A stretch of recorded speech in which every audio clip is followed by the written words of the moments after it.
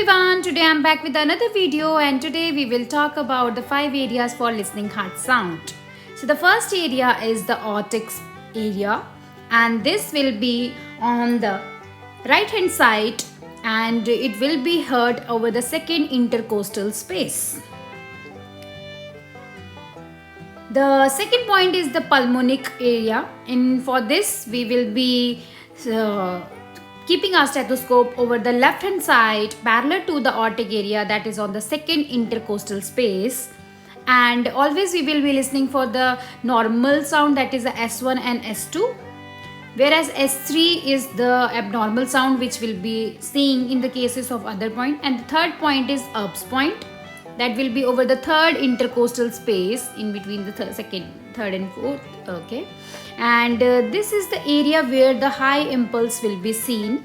Okay, and the next one is the fourth one is the tricuspid, and this area is the fourth intercostal space we will be listening that, and it will be near to the sternal area. Okay, mediasternal area. This place, that is a tricuspid area, again it is the sound will be at the lower left of the heart area, and the last one which we are going to listen is the fifth point. Okay, the fifth point will be the mitral point, and we will be listening again at the fifth intercostal space.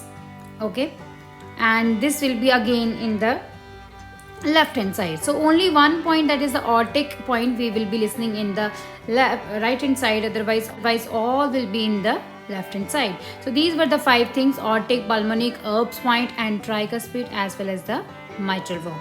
So hope you are now able to remember it. Okay, so there are total 5 points, 5 areas where we are listening. So if you like the video, please give a like, share and comment. You can remember like this: all people enjoy Time magazine. A for aortic, P for pulmonic, E for Erb's, G for tricuspid and M for mitral valve. That's all for the today views. Thank you everyone.